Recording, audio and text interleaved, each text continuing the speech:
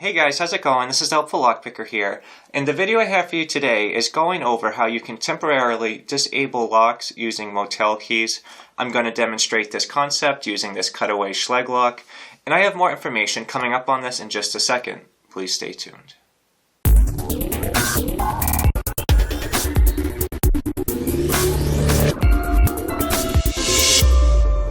Alright, so what are Motel keys? Motel keys are key blanks that have been adapted to be able to temporarily disable a lock so that you'll be able to keep people out, but they are very important because you're able to make the lock work just like new again once you remove the Motel key.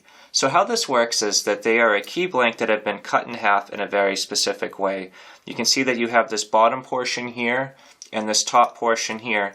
What happens is you insert this bottom portion and then it will hook around the last pin in the lock, and this will stay stuck in the lock, and it is going to obstruct you from being able to use the key until you come back in with this top portion. You insert that into the lock and then you'll be able to remove the key altogether. This was a concept that was developed by traveling salesmen who stayed at motels and wanted to disable the locks so that no one would be able to steal their products while they are out and about. So what I'm going to do now is show you a very close-up view of these Motel keys in action.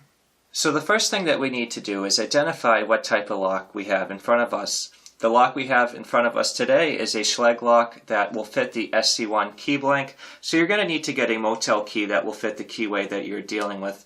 This is a SC1 Motel key, and what I'm going to do now is show you how to utilize it. So the first step you're going to do is take this top piece off and hold on to it.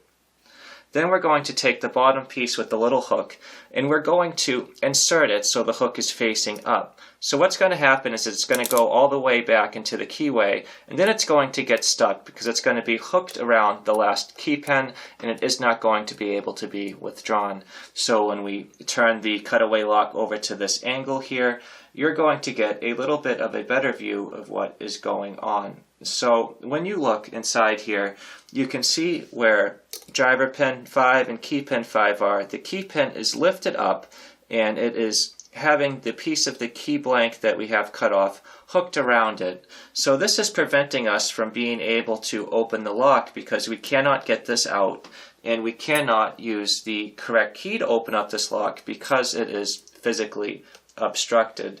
So in order to get this out when we are ready to fix our lock, we do not want it to be disabled forever. What we're going to do is take the top portion of our Motel key.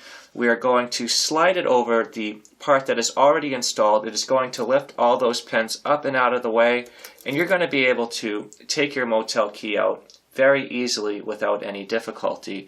Why that works is because this top piece is lifting up all those key pins out of the way, and it is going to sit flush on this, so this hook will no longer be in play. So what I'd like to do now is just show you an example of how you can easily bypass this without using the top portion of the Motel key. So just in case you ever install a Motel key and you've lost the top portion and you would like to be able to get it undone, a way you can quickly do this is take a lockpick, a bobby pin, or anything that will fit. Just insert it over the top of the part with the hook, and then you're going to just lift up and then you can just withdraw the key.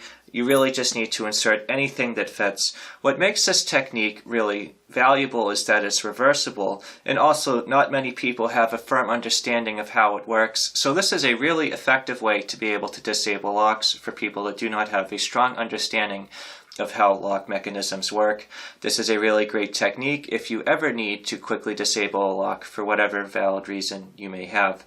But either way, guys, thank you so much for checking out this video. If you guys have any questions or suggestions, please leave them in the comments below. If you enjoyed this video and you'd like to see more like it, please subscribe. As always, thank you so much for checking out this video, and I hope you all have a great day. And thank you so much for checking this out.